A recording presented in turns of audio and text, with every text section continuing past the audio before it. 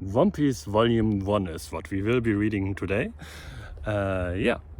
And also the start of my new YouTube series where I will be going throughout all of One Piece from beginning to end and give you my raw input while reading it. I'm gonna cut out the parts where I'm just sitting here silently reading and give you my commentary to every single volume, every single chapter.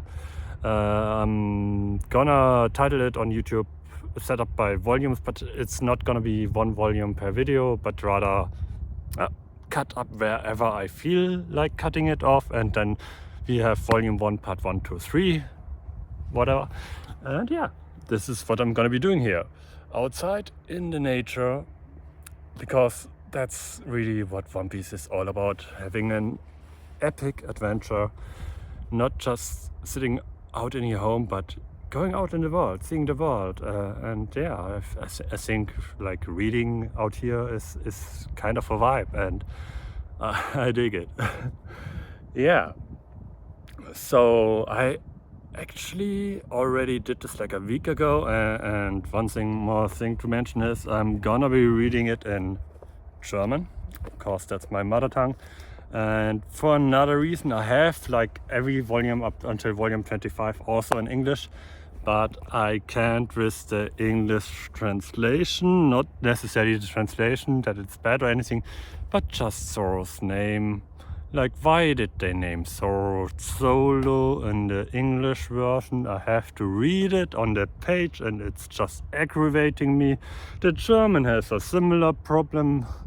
I'm gonna mention it again in a moment, where they call Luffy Rufy. Yeah, L and R's in Japanese, I guess, kind of tricky to translate because they don't really have a separate symbol for those. But it's still, I don't get Solo. What is Solo? It's Zoro, man. It's Zoro. How can you? So that's why I'm reading it in German. But yeah, yeah. Back to me from like a week ago in way worse weather in a moment. Badoosh.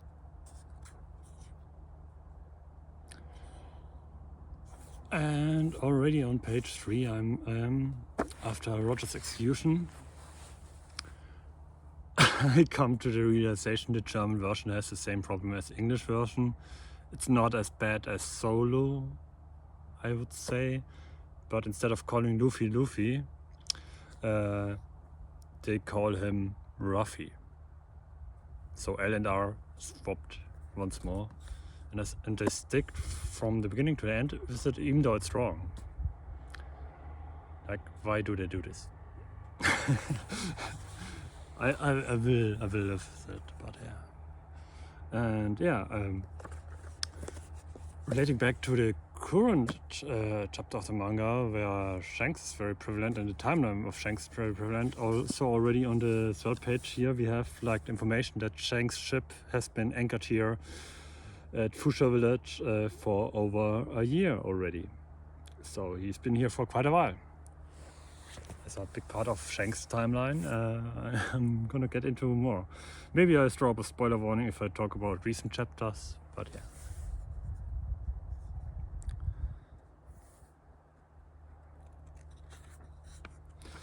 Also the scene where Luffy gives himself the iconic scar under the eye by stabbing himself with a knife under his eye violently. Oh. The first act of a little child trying to act tough but then crying out. In this first conversation here with Shanks, Luffy is saying, "My fist is strong as a pistol bullet," and it's already like foreshadowing his future techniques of a Gum pistol, even though in this time frame and at this moment he doesn't even have his devil fruit yet. But it's just something like in his imagination. Yeah, my fist is strong like a pistol bullet. Like, I don't need a weapon. I got my fists. That's how I fight.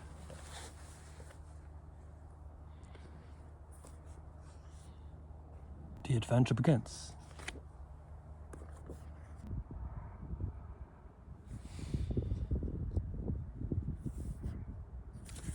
interesting detail here, I didn't remember this. Luffy tells Makino that he's gonna pay with his treasure once he's become a pirate, and he's gonna come back and pay for all the food and the drinks he got at the bar for free. Until now, like basically he has a tab there and promises one day I'm gonna come back and pay you. So yeah, I guess that still has to happen in the manga at some point. After adventure, after everything, he's gotta come back and pay his fucking tab, man. Like little details like these is also a thing why I wanted to reread everything again, because I didn't say this before, but I kind of watched the anime until like Whole Cake Island, and then I started reading. Like during Dressrosa it was already like kind of slow in the anime, and Whole Cake Island, then I caught up with the anime again, and then I was like, yeah, I want more, so I started reading the manga from there on out, and ever since I'm reading One Piece on a weekly basis. And yeah, might also give you my thoughts on weekly chapters in the next coming weeks, but let's see that. So the anime story goes different and then goes back to Shanks. Like it starts with Luffy at a higher age and then goes back to Shanks, but yeah, the way the manga starts is with Luffy as a kid and Shanks, and yeah, here we have the first badass moment. Shanks gets put a gun to his head by one of the mountain bandits attacking the village and beating up Luffy because he was like trying to defend the bar from them, the bar girl from them, Makino. And Shanks just like, guns ain't for threatening, mate. Guns are not there to threaten people. They are there to shoot them. And his Shanks' crewmate comes in and blam, ices the guy cold as fuck, man. It's like the manga early on is not where the manga is right now in terms of epicness, but that still hits, man. That still hits.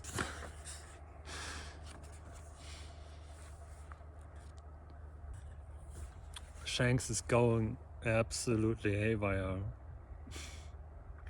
and this is gonna get mirrored later in Jaya, in a later arc, and I'm gonna refer back to it, I guess, at that point. But Shanks was fine having spears spilled on him by the mountain bandits, and fine like getting a fist thrown at him or a sword swung at him, as long as it doesn't. It is like, I laugh this off, I'm fine with that, but don't you lay a hand on my friends, man. He's getting serious then. And this is gonna be mirrored later in Jaya with Luffy. We're gonna call back to that then, I guess, when I get there.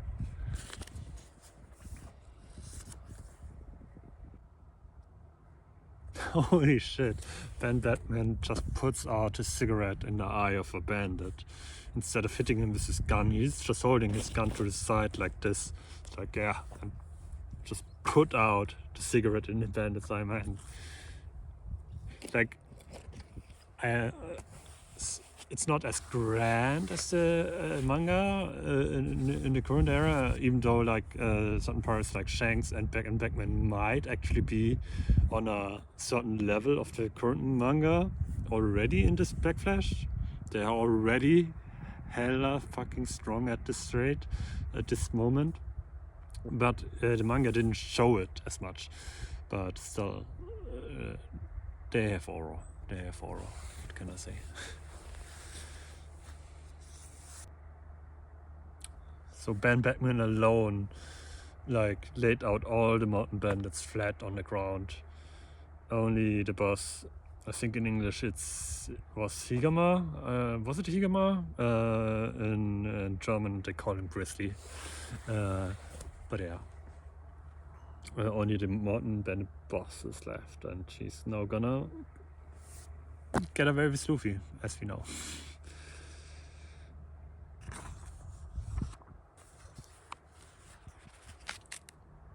Passing of the torch, and I would make a mental note at that part of the chapter because it ends the flashback to Luffy being a little child, and the part with Shanks, and yeah.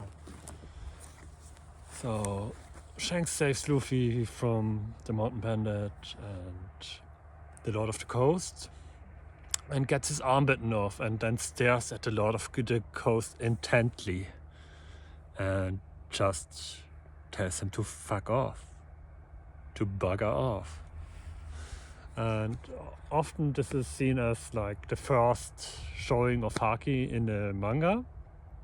It's not certainly clear if Oda had manga in mind back then yet, but knowing that Shanks has Haki and that he can use Haki, I guess going back to today and looking back at that, one would definitely argue Shanks used Haki there, used Conqueror's Haki on the Lord of the Coast, telling him to piss off and basically putting his will on the Lord of the Coast. But he got his arm bitten off, and Luffy's crying, and Shanks is like, hey, stop crying, it's alright. And Luffy's like, but Shanks, your arm.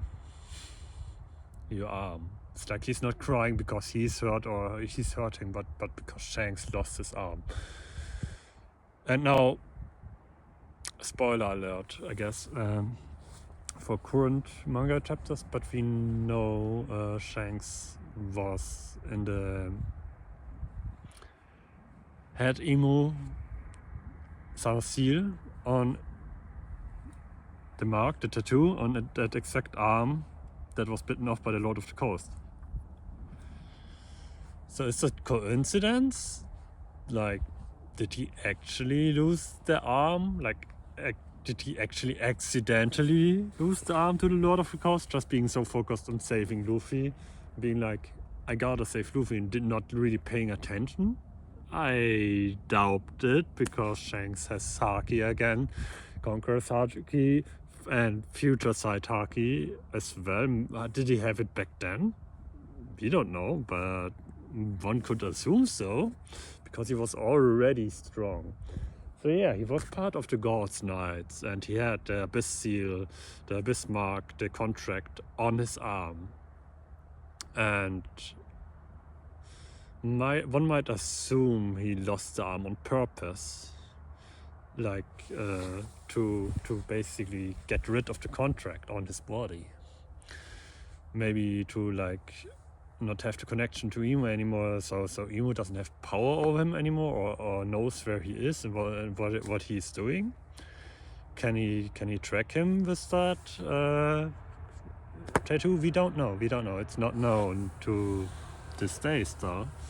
So we don't know what the tattoo entails, what powers come with it, what negatives might come with it. Yeah. We don't know, but we know the tattoo was on that one arm he lost, and it's was for years and years. It was in contention. It's like, how could Shanks be so careless? How could like someone so strong with this Future Sight Haki and everything? How could he be so careless to lose his arm to a mere sea monster? Like, how could that happen? Yeah, one way that could happen is if he did it on purpose. That would explain it. And the contract, the tattoo on the arm, might be the reason for doing it on purpose. The other reason might be to give like Luffy a motivator for like I saved, I gave my arm to save your life. That's one other reason people come up with, and be like, yeah, he's giving a motivator to Luffy, same as giving him the head and being like, yeah, one day if you're a big pirate, if you're a strong pirate of the sea, you give me that head back. Like, I don't want Luffy to give the head back, but it's like more symbolic of passing on the torch, giving the hat back if you're ready. Once you're there, once you've done it all, give it back. Because then you don't need it anymore? I don't know. Yeah, I can see Luffy without the hat, man. The Straw Hat Pirates, we need to do rebranding if he gives the hat back. Like, not the Straw Hat Pirates anymore. The hat is back with Shanks now. Oh no. Gotta do a complete rebrand. Yeah, but big spoiler warning. I guess I'm gonna put a timestamp or something in the video for spoilers. This big spoiler warning for current chapters. But yeah, I think I'm actually not gonna finish the entire chapter, but leave it at a quarter for today. Yeah, final thoughts. I think it's great rereading it, bringing things back into memory, little details like. Overall, I know what happens. I know what's gonna happen. I know everything. The entirety of One Piece. I've watched it more than once. But yeah, it's like grand and coming back to reliving memories and yeah, going back to it. But it is cold out here, and I think I'm gonna drive somewhere with my bike and have an adventure of my own. But yeah, I'm gonna be back to the tree, maybe back somewhere else, and read the rest of chapter 1 and make this a two-parter, I guess. I think I think we can make this a two-parter because second part is gonna be Luffy setting out for sea. First panel is him fisting the Lord of the Sea right in his big fat nose, and yeah, it is a start, and it's also a start for me. Just trying this out, to making some videos of me just reliving the past and reliving One Piece once again after over 20 years of watching One Piece, of coming home to the television with One Piece on there and being like, hey, yeah, let's watch this, and then go out in the forest, play in the forest. I've been all around the forest as a kid, and yeah, so I thought this might be fitting.